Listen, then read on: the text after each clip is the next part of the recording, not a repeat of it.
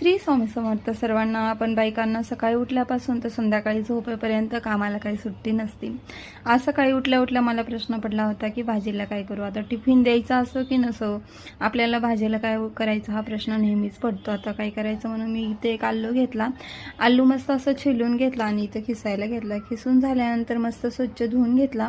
त्याच्यामध्ये हळद, मीठ आणि चटणी टाकली, थोडेसे जिरे देखील टाकले आणि नंतर बेसन पीठ टाकलं. आता आमचा शिवम हा स्कूलला जायचं होतं. सकाळी सकाळी दूध प्यायला खूप जास्त नाटके करते, त्याचे नाटकेच बघून घ्यावं लागतात.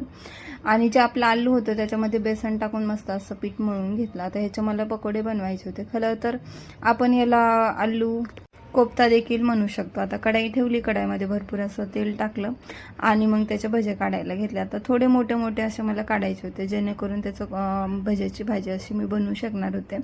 ते तेल गरम होते तोपर्यंत इथं मी लसूण देखील चिरून घेतला आणि छोटासा कांदा घेतला. जास्त मोठा कांदा घेतला, कांद्याचं फ्लेवर जास्त लागतं म्हणून मी जास्त मोठा कांदा नाही घेतला. कोथिंबीर घेतली, कढीपत्ता घेतला आणि तर टमाटर देखील अर्ध चिरून घेतलं आणि त्याच्यानंतर इथं मी पकोडे टाकायला चालू केलं. मोठे मोठे पकोडे टाकले होते, तुम्ही बघू शकता, जेणेकरून हे भाजीमध्ये लवकर असे विरघळणार नाहीत. अगदी लालसर झाले की मी ते काढून घेतले. टेस्ट तर एकदम मस्त झाली होती. खरं तर याचे भजे देखील खूप छान होतात. बरं, तुम्ही करून बघा नक्कीच. आणि तुम्ही बघू शकता हे जे ग्रेव्हीसाठी मी सामान घेतलं होतं हे चांगलं असं भाजून घेतलं. ह्यातच मी लसण अद्रक तेलामध्ये तळून घेतला होता आणि ग्रेव्हीमध्येच बारीक करून घेतला होता. आता मी नंतर फोडणी द्यायला टाकली. त्याच कढईमध्ये थोडंसं तेल टाकलं आणि घरी बनवलेला काळा मसाला टाकला होता. दुसरं मी काहीच टाकलं नव्हतं.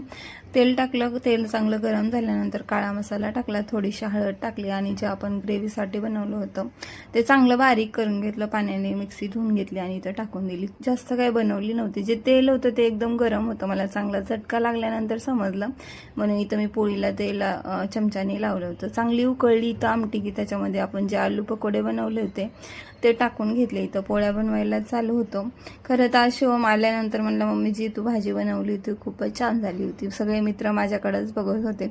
ऐकून मी खूप खुश झाले. घरी आल्यानंतर दुसरी देखील भाजी त्यांना खायला घेतली होती.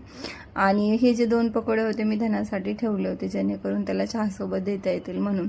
आज आमचं हे चित्तरसुद्धा लवकरच उठलं होतं आणि पप्पासोबतच आंघोळ करून घेतली होती. मुली कधी वडिलांच्या लाडक्या होऊन जातात ना कळतच नाही. मुलींचं प्रेम, वडिलांचं प्रेम जास्तच उतू जात होतात. दोघं जणांनी आंघोळ केली, कारण शिवमला सोडून आल्यानंतर एकटीच चिमणी घरभर फिरत राहते. पप्पा पप्पा, मम्मी मम्मी करत. तिचं गोड गोड आवाज ऐकून ना खूप छान वाटतं. सकाळी सकाळी एकदम प्रसन्न वाटतं.